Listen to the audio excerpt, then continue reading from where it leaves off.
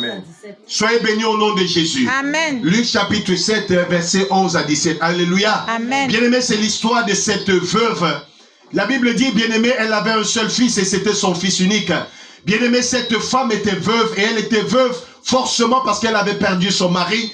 Bien-aimé, elle a perdu son mari, mais il lui restait quand même son fils. Et elle avait mis beaucoup d'espoir sur son fils. Parce que lorsqu'elle regardait son fils était le reflet de son mari. Et elle avait mis son espoir, bien-aimé, sur cet enfant. Et elle se battait pour faire de lui un homme. Mais un jour, ce qui était arrivé à son mari est arrivé à son fils. C'est-à-dire, cette femme veuve venait de perdre son fils. Et c'était la désolation. Bien-aimé, c'était une désolation. J'ai envie de dire à quelqu'un, Satan n'a pas pitié. Satan n'a aucune pitié. Ce n'est pas parce que tu as déjà tel problème que tel autre problème ne peut pas t'arriver. Cette femme était veuve, mais Satan n'a pas considéré cela. Satan s'est attaqué à la seule chose qui faisait sa vie, à la seule chose qui faisait sa fierté, son fils unique, son enfant unique. Cette femme pouvait avoir d'autres enfants et dire, ça va, je vais m'accrocher sur les autres enfants. Mais la parole de Dieu nous dit qu'elle n'avait qu'un seul enfant, son fils unique.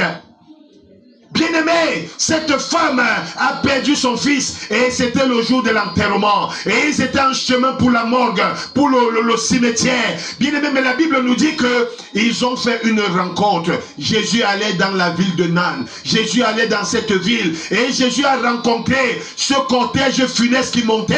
Et Jésus les a rencontrés. Alléluia. Amen. La Bible dit, Jésus a eu compassion. Amen. Il a eu compassion.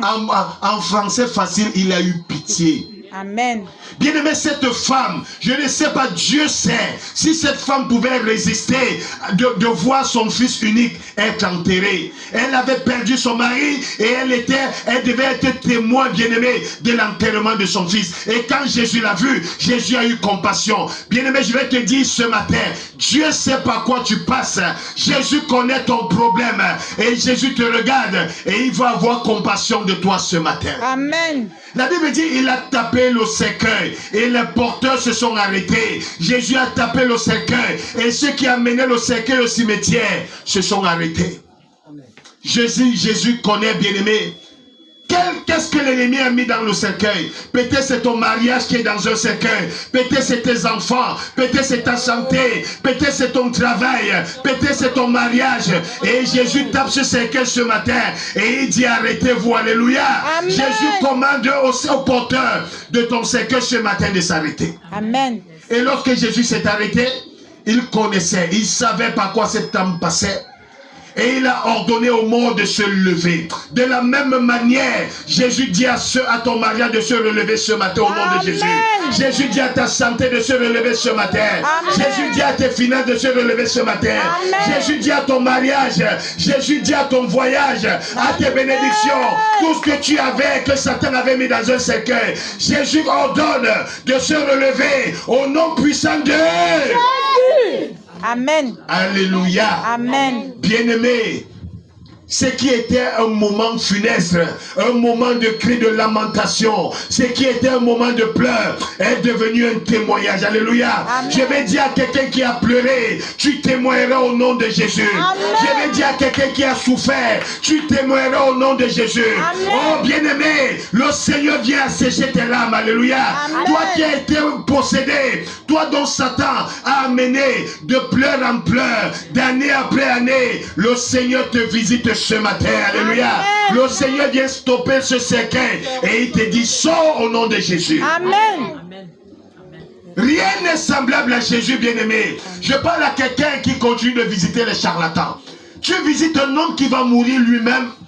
Tu visites un homme qui ne connaît pas son lendemain. Jésus est la solution. Amen. Amen. Je ne sais pas si ta vie lui appartient. Je ne sais pas si tu l'as confessé comme Seigneur et Sauveur. Je vais dire à quelqu'un bien-aimé, Dieu aime le pécheur, mais il n'aime pas le péché qui habite en lui. Quel qu'en soit ton péché, je vais te dire, viens à Jésus. Viens à Jésus. Jésus est le Sauveur du monde. Amen. Demain ne t'appartient pas. La mort n'a aucun respect pour ton titre. L'amour n'a aucun respect, bien-aimé, pour tes enfants qui sont encore adolescents. L'amour n'a aucun respect pour le matricule, pour le poste que tu as. L'amour n'a aucun respect pour le chantier que tu as commencé, tu n'as pas terminé. Si tu n'as pas Jésus, tu meurs, tu vas en enfer. Amen. Viens Jésus, bien-aimé. Demain c'est tard. Viens Jésus. Lorsque cette femme a rencontré Jésus, sa vie n'a plus jamais été la même. Amen. Viens et tu témoigneras. C'est le frère pasteur l'énervé. Voilà, tu peux m'appeler au 677 77 69 50 et je viendrai te présenter le sauveur du monde dans ta contrée. Sois béni, Jésus t'aime. Alléluia. Amen. Sois béni. Amen, amen, amen. Amen. Gloire à Jésus. Amen. Amen.